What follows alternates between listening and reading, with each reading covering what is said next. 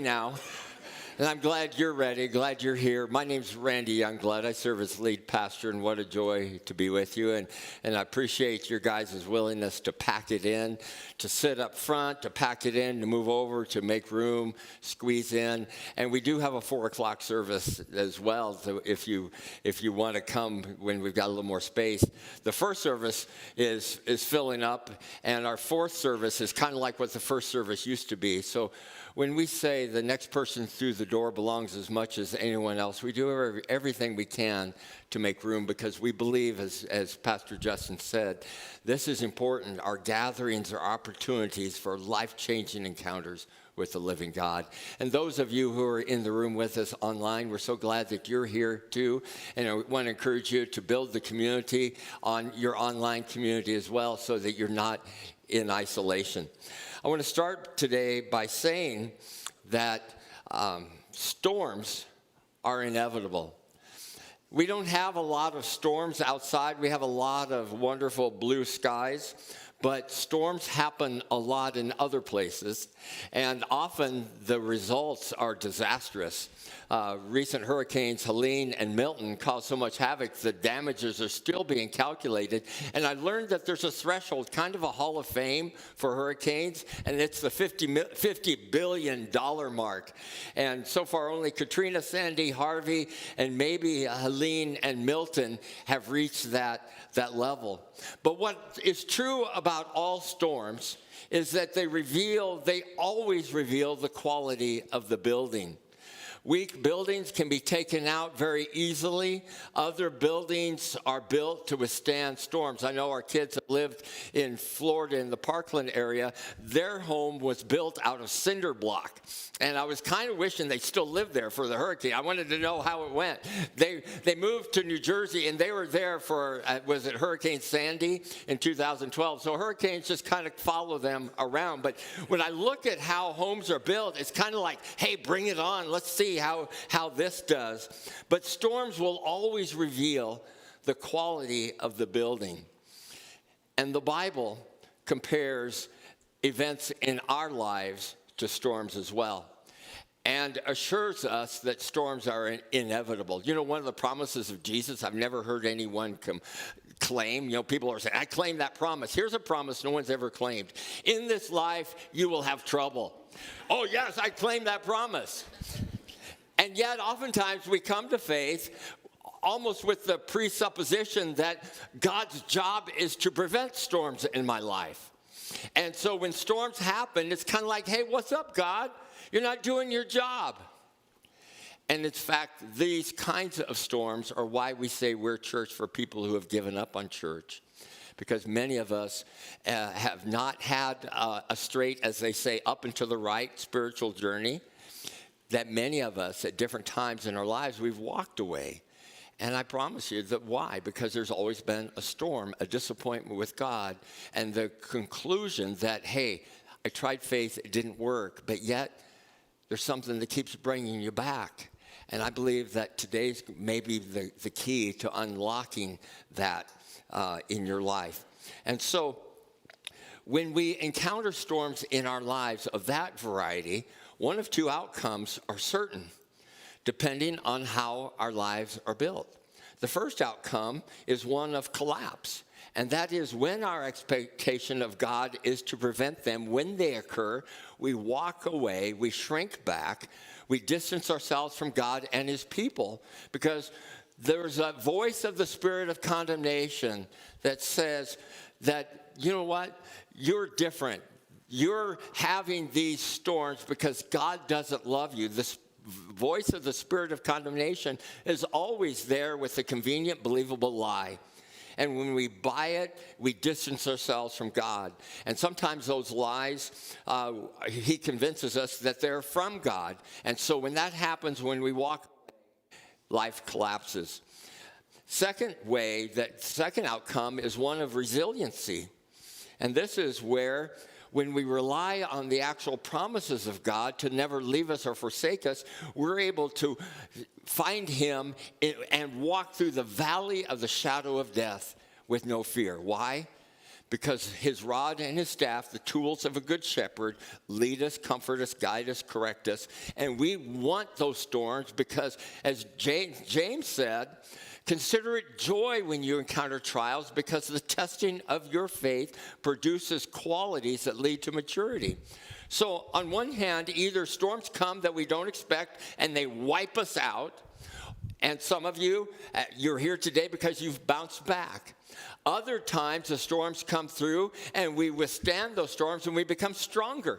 But either way, the storms will test the quality of how the house or our lives are built. So how can we become resilient so that we're not don't succumb to storms? Well, we're going to look at what God has to say. We're concluding our series today, The Elephant in the Room.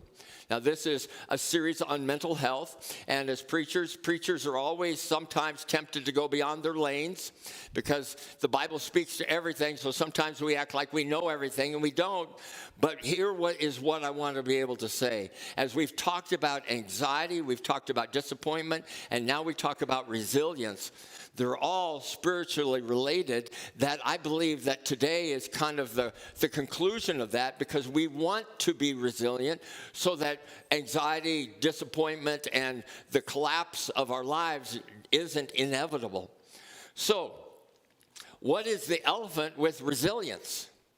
Well, don't we all try to give the impression we have it all together all the time? We wear these masks, and this is why one of the things I say to people who make Thunder Mountain home is, and if you're here for the first time, you may look around and think you're the only newbie here. But you look around, don't make assumptions about people. In fact, if you're here and you call Thunder Mountain home, or you're visiting and you're a follower of Christ and your church is somewhere else, you're still an ambassador for Christ, and you have a responsibility to the people around you. And here's why. Because of this principle, we never know who's coming for the first time or who's intending to come for the last time. And as we say as a church, we reach out, we touch lives and grow people to know, love, and serve Jesus. And don't start with the question, so how long have you come here? Because with 4 services, you meet somebody new every week. You start with, I'm glad you're here today. And you can take it from there. But we often aren't as resilient as we want people to think, because words wound, circumstances discourage, and struggles often cause us to question the things we said we believe. And today's message is going to be heavy on personal responsibility for myself, as well as highlight the importance of community, because we can't do this alone. And so, by the way, this is also why I love Celebrate Recovery, which meets here on Friday nights. Celebrate Recovery is where that journey occurs, where people can find a safe place to confess what's true. You take about what's secret, bring it into the light, and you find healing. Celebrate Recovery is where the journey towards healing is encouraged and celebrated. And I love going around the community, meeting people. And when I introduce myself, and I've heard multiple times recently, oh, you're that church that has Celebrate Recovery. Yes, we are. And I love that. But we want to prevail. We don't just want to survive, and we don't want to be constantly rebuilding from devastation, but we want to prevail through storms. And I believe there are 3 choices we're going to look at today that are crucial to being the kind of people that can prevail through a storm. Jesus tells us what these choices are in our text today in Matthew chapter 7, verses 24 through 29. And let's read them together, and then we'll look at it more closely. Anyone who listens to my teaching and follows it is wise, like a person who builds a house on solid rock. Though the rains come in and torrents and the flood waters arise and winds beat against that house, it won't collapse because it's built on bedrock. The storms will huff and puff, and they will blow your house down if you don't build the right materials. But anyone who hears my teaching and doesn't obey it is foolish, like a person who builds a house on sand. That sandy lot may be cheap and inexpensive, and you think you got a good deal, but he says the result is that when the rains and floods come and the winds beat against that house, it will collapse with a mighty crash.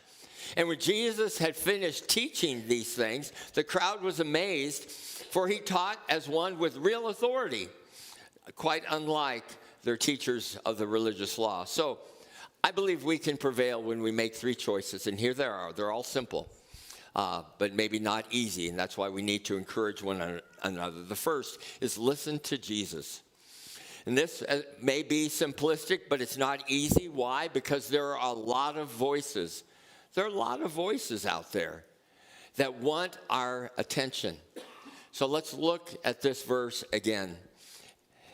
And I want you to use your observation skills. What's that? Well, when we study the Bible, oftentimes we start with the wrong question. We want to know what it means. We want to know how to use it. But when you start with those, I think you're going to get frustrated. Start with an observation question. What do you see? So let's look at that first verse. It says, anyone who listens to my teaching is wise, like a person who builds a house on solid rock. And when you're looking for that observation phase, because God is alive and his word is alive and the Spirit is teaching us, things will jump out. Now, I've helped in the process by bolding some things, but for the sake of time, but what do you see? What stands out to you? First thing that stood out to me is that word anyone. And this promise is for anyone, and that means that anyone is you, whoever you are. Whatever you think of yourself, whatever you think God thinks of you, think again, because this promise is for anyone, whoever you are. And it says, if you, anyone, listen to Jesus' teachings. Now, here is a bone of contention. Jesus isn't just a teacher. If we relate to Jesus just as a good teacher, we're going to miss what this point and the other choices are going to communicate. He's much more than a good teacher. And this word is not literally the word for teachings. It's the word for words. If my words. And that word is the word logos, which it's interesting when Jesus is referred to, he's referred to as the logos of God. He's the word of God. And so the word, Jesus is God in the flesh, God revealing himself to us. What Jesus taught, what he said, everything about him is God's revelation. And so please don't limit this to just his teaching. But the question then comes, why wouldn't we listen to Jesus? Doesn't everyone? Jesus' answer is love one another. And yes, we want to listen to Jesus. The truth is no. Everyone doesn't listen to Jesus because it's about putting his voice above all other voices. It's not about make sure Jesus' voice is included with these other voices. It's not about relating to Jesus as your spiritual advisor. And it's not about tuning in for confirmation of what you want to do. Jesus, do I do A or B? Don't limit his choices. And it's not about listening to Jesus for what's new and interesting and tickles your fancy or what you agree with. There's an element of submission to this. To listen to Jesus' voice as a disciple is to put his voice above all those other voices. To be someone who's dialed into his voice, and that means his voice above my own. So, he says, anyone who listens to my teaching, what's different about his teaching? Isn't it just about loving one another? Well, he invites us to build his kingdom rather than our own. That's different. He's not about telling us how to be successful, wealthy. He tells us how to build his kingdom and how to lay down our own. He defines righteousness by his character, not about what makes me happy. He teaches that the one who serves is greater than the one who is served. And that's very contradictory to the American dream, where we're supposed to accumulate servants and power and all those things. But he says the one who serves is actually the great one. He says the one who goes last is ahead of the one who went first. And he says the one who seeks his kingdom and his righteousness first doesn't have to worry about the things everybody else is worrying about. You see, here's what faith is. You may think, I believe in God. Well, there's a difference between believing in God and believing God. Believing God means that what he said is true. And how do you and I tell what we believe? By what we do. We do what we believe. Now, there are moments in time that we believe a lie. We believe that it's right to do something wrong. We are deceived, or we're taking a lot of different things. But when we believe God and we're acting by faith, we will act as though his promises are true and trustworthy. So, what voices do you listen to? Do you entertain what sounds good and reasonable and evaluate Jesus' teaching among a plethora of others? Or do you give priority to his? So, we prevail through storms, Jesus said, if we listen to him. So listen to Jesus. Second, if we want to prevail through storms, we want to obey Jesus. Let's look at that verse again. It said, anyone who listens to my teaching is wise, like a person who builds a house on solid rock. Now, let's observe again. What else do you see up there? And what I want you to see that I didn't highlight are those little 3 dots that we call ellipses. What's that mean? It means I left something out. Now, why did I leave something out? I didn't leave it out to deceive you or to push it aside as unimportant. Those are put in when we want to focus. So let's focus on what was left out and see what it is. Here it is. Anyone who listens to my teaching and follows it. So the first choice is to listen. The second choice is to follow. And here's why I called it obey. Because if we do what Jesus says, only when we feel like it, who is the master of our lives? You see, if we only do what Jesus says when we feel like it or agree with it, we're not obedient, we're not a disciple, and we don't have discipline. Because what I teach kids that I coach in sports, I said, do you know what discipline is? Discipline is the ability to do the right thing when you don't feel like it. You know what? Great if you always feel like doing the right thing, but I don't. And that means that to have discipline, I've got to make myself do things I don't want to do. For pastors, teachers, coaches, I say it this way. Our job, if you will, is to make people do what they don't want to do in order to become who they want to become. Now, what is the outcome that we want to help people become? In this case, we reach out, we touch lives, and grow people to know, love, and serve Jesus. We want to grow up in him. But to be able to prevail in storms, Jesus says, don't just listen to me. You got to follow.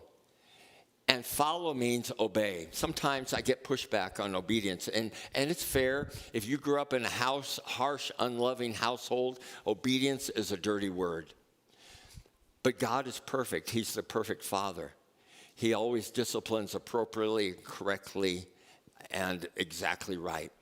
And so to obey means those moments that I don't feel like doing the thing, or those moments when I don't agree. I will do it anyway. Why? Because I believe him and I will submit to what he says to do. And so, you and I not only need to tune into Jesus' voice, but the promises that he is making aren't ours unless we follow through with obedience. So, what impulses do you obey? If Jesus is Lord and you consider yourself to be his disciple, you will submit to his voice and his impulses above all else. You will seek his leading. And it's not that we're opposed to obedience. For most of us, we just only want to obey our own impulses.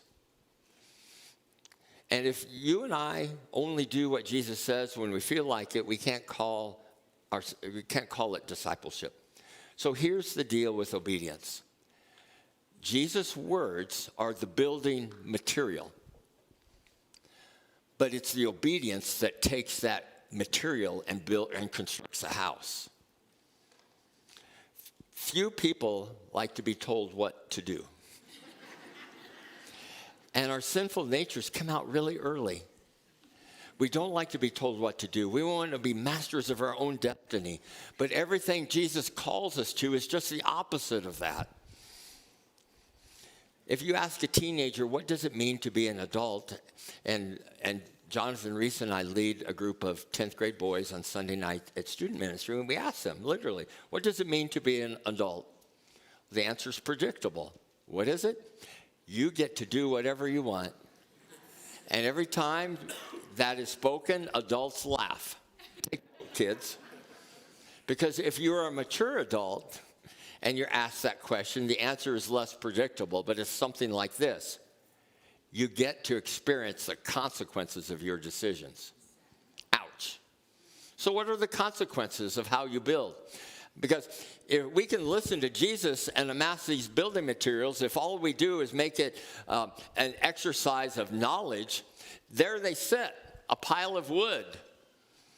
But how do you transfer that into a house? Well, here are some good consequences. It says, if you listen and follow, you're like a person who builds a house on solid rock, and it won't collapse. There's a promise we want to claim. I want a house, a life, to construct it in a way that it won't collapse. Because storms are normal. And here's what I know is true. You're either in a storm right now, or you're just coming out of one. Or you're getting ready to go in one. Or all three. Because it's often not just one storm at a time. And when do you want to build that house? You'll get a hurricane warning in Florida. You go put the shutters on. You don't wait, and let's see if it rains first.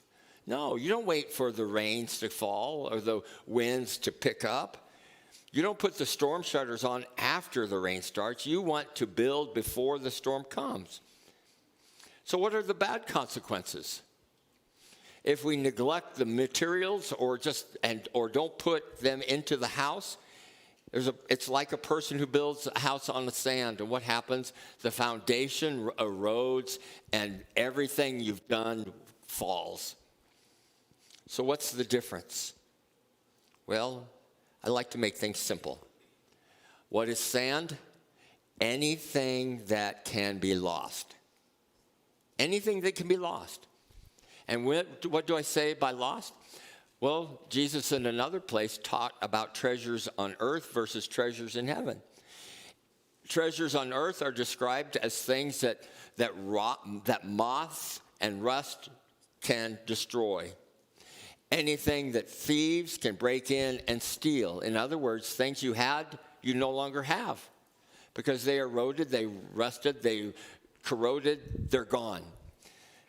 Which, by the way, is the foundation for all anxiety, trying to hold on to things you can't control. And so if you and I try to build our lives on things that can be lost, we're going to be anxious, we're going to be disappointed, and we will not be resilient. So what's rock? Rock is everything that cannot be taken away. So, building our lives with things that can be lost or things that cannot be taken away. Now, that is really simple, and if it wasn't for the flesh and our emotions, it would be an easy choice. But we all feel things that are contrary to the Spirit, and that's where there's a war. There's always a war between the flesh and the Spirit. But here's the question. Sand or rock, what is the foundation of your relationships? What is the foundation of your relationships? Are your relationships based on things that can be lost, like health and beauty? Money, prestige, title? What are the basis of your relationships? Maybe it's a convenience or to advance your own popularity. Do you use people to gain other things? There will always be anxiety there. And there won't be resilience because your relationships will be built with things that can be lost. How about what's the foundation of your career? Is your career based on a title? How about an income or prestige? What happens to that when you get to be a certain age and your job ends? and it's hard to find another one. Who you were is lost because the things you couldn't control were temporary and they were taken away. How about your priorities? What's the basis? What's the foundation of your priorities? As I've said before, we as a church, we want to have influence beyond the grave. As we write this planet around the sun for a finite amount of time, we want, when we get off, for it to be a better place because we're here. We don't want to be consumers, takers, suckers that just suck the life out and just grab for all the things that we can while we can and be done with it. But you know, it's not even enough if our influence goes to the end of time. Because what the scriptures tell us, if we do not invest in things that are eternal, when we cross over to eternity, we'll be saved, but we'll have nothing to show for it. And that's why we not only want our influence to extend beyond the grave, but we want it to be for eternity. And so anything that can be lost, anything that is temporary, anything that ends, it is over when Jesus comes back, is sand. And that's a hard teaching to accept. It's simple, but it's not easy. Because we want prestige, we want convenience, we want comfort, we want people to think well of us. And we want Jesus to enhance those things that we can't do on our own. We want him to manage our 401k so we can retire with a certain amount of comfort. But you know what a definition of a fool is? A fool is someone who builds his house on things that can be lost, that can be taken away, that are temporary. That's Jesus' definition of a fool. Have you heard of Jim Elliot? Jim Elliot has an interesting definition. He was a Christian missionary who at the age of 28 lost his life with 4 other men in the jungles of Ecuador as a missionary. And you would think, what a waste. Why would you go to the jungle of Ecuador to reach people for Christ who don't want you there? You have so many more years to live. Why throw it away? Well, here's what he said. He is no fool who gives what he cannot keep to gain what he cannot lose. So yes, his life ended early, but his influence will go forever. Which you want? Do you want to live for your pleasure? Do you want to live for things that are temporary? Do you want to live for things that you can lose and be anxious about them every moment of your life? Or do you want to live for the things that are forever? Because you and I can prevail through storms only when we make these choices. We listen to Jesus, we listen to his voice above all others, and we obey Jesus above all other impulses. But there's a third choice that needs to be made, and that is to abide in Jesus. Your journey starts with a decision, and it's a simple one, but not easy. Am I going to be wise or foolish? Now, none of us choose to be foolish knowingly. We just do it because it feels right. Isn't that funny? But storms will always reveal what building material is used and how it was put together. And when we listen to his teaching and follow it, it won't collapse. But if we don't obey, it's foolish, and it will. And we want to be ready before the storm hits. And then when the storm hits, you know where you want to be? In the house. Isn't that funny? We talk about building the house. And if we're not in the house, don't be a storm chaser. Storm chasers are cool when other people in the comfort of their own homes watch their videos. But Google storm chasers who died, and that's not so cool. You see,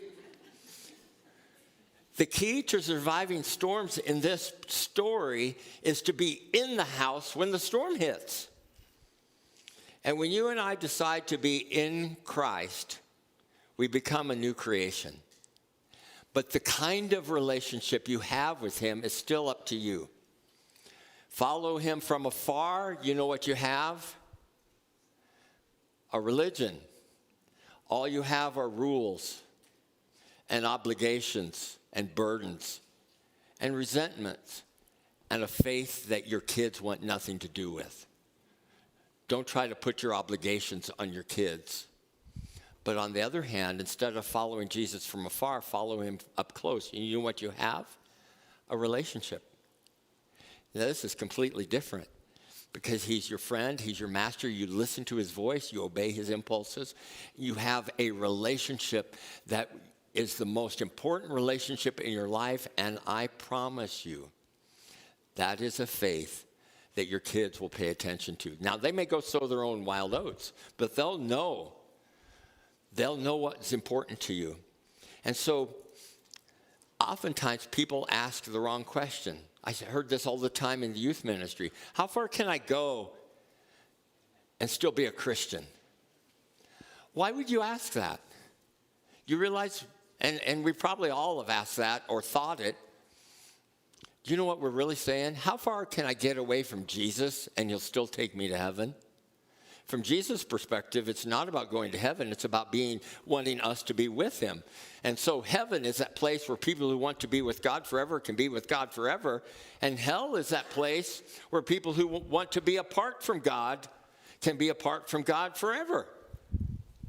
So it's not like God says, I don't want you, get away from me, go to hell. No, hell is where we get the fulfillment of our greatest desire, to be rid of God. And so, be close, be in the house. Kim and I were on vacation recently. We went to Branson, Missouri. We had some friends from our first ministry that were our first couple friends, and their daughter said, hey, you guys should go on a friend-iversary because this year was 40 years that our friendship formed. So we thought, let's go to Branson. First time I've been to Branson where I didn't go fishing. But you know what was cool? When you go somewhere and you start posting pictures, you find out how many people from your church are in that area. And one of them, we met for coffee. And it was the coolest thing. And we always like to treat, but she was very adamant. I am treating you. And it's like, okay, yes, ma'am. But here's what it was. She said, when I came to Thunder Mountain back in 2010, I was just out of prison. And you saw me at the lowest point in my life. Life was chaotic. I still struggled with addictions, and life was a mess. She said, but Thunder Mountain Church was my safe place. And she says, I want you to know that I'm one of your success stories. This is why. Don't be fooled by masks. Because I said, Charity, I said, I never saw you as that person. I saw you then just as you are now. Who is she now? She's clean and she's sober and she's leading a multi-million-dollar dental office overseeing 6 doctors and 10 hygienists. And she says, who would have thought that God could do this with me? If you listen to his voice, if you listen to Jesus, obey Jesus, and abide in Jesus, he will do more with your life than you can do on your own. And it will always be worth it. So keep running to Jesus, but also stay connected to church. We have Ignite events that are intended to be that kind of community. We've got a women's Ignite event coming up. We've got Thrive today. Thrive is designed to help you build your life in Jesus. Because we don't want to be fair weather Christians. There's not one of us that would sign up for that. But the truth is, it's our natural tendency. We don't want to be fair weather Christians who talk the talk about how good God is when the skies are blue and the winds are calm. We want to be people whose faith is authentic, who's just as real in the storm as it is on a sunny day. When the sun shines, we're all the talk, but our faith collapses and we become silent or distant when it becomes tested. Here are 2 common questions in a storm. The one that leads to a collapse is the one that says, why me? What do you have against me, God? Why did you do this to me? Why did you make this happen?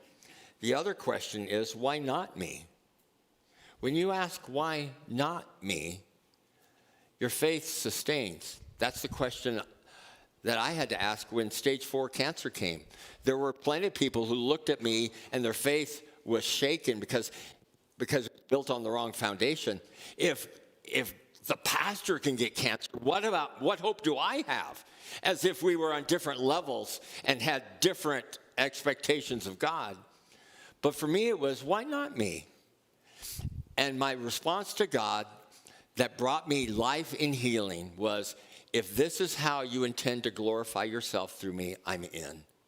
Because there was another little obscure verse that no one else probably ever noticed but spoke volumes to me, and that was King David, when he had fulfilled God's purpose for his life, he died. And the way God spoke to me through that verse was, you won't die until my purpose for you is fulfilled. And my attitude was, I wouldn't want to live a day beyond that anyway. How freeing is that, to not care whether you live or die, but know that it's all for the glory of God. And I'll say this, everyone else who had the cancer I had is dead. And it's not because I'm special. It's just because that's how God chose to glorify himself through me. And I don't care what your storms are. If you will listen to Jesus, if you will obey Jesus, and you will abide in Jesus, and if you will determine yourself to walk by faith regardless of your storm, well, it's like the song we sang earlier. It's because you're worthy of it all. If this is how you intend to glorify yourself through me, I'm in. I'm not going to walk away. When I look at what you've done for me, I will not walk away from you. I will endure anything because you're worthy of it all. I will endure hardship. I will endure loss. I will endure disappointment. I will endure anything because you are worthy of it all. I will listen to you. I will follow you. I will abide in you because, Lord, there's nothing else that this world offers. Everything that in this world is temporary, is sand, and I don't want my life to be built on those things. And, Lord, you are worthy of it all. And so, when Jesus had finished saying these things, the crowds were astonished at his teaching because he taught like he knew what he was talking about. There was something different about this man. He spoke like he was the one who was there in the beginning and spoke all things into existence. He seemed to understand how everything was put together and why and for what purpose. And we will prevail through the storms. And let's also be people who check on our neighbors, love our neighbors as ourselves. Let's not be wrapped up in our own self so much that we forget that we want to be disciples who encourage other people to follow Jesus too. And in those moments, we will step into disasters, not with lectures, but with empathy and truth. So, communion. It's a time when we remember that Jesus wasn't just a good teacher.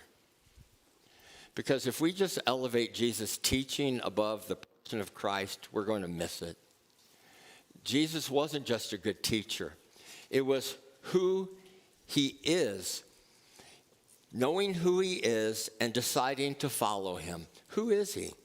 He's the Son of God who came born of a woman to take on flesh and a body so that he could step into our world, take on temptation, live without sin, go to the cross, and satisfy the wrath of a righteous and holy God.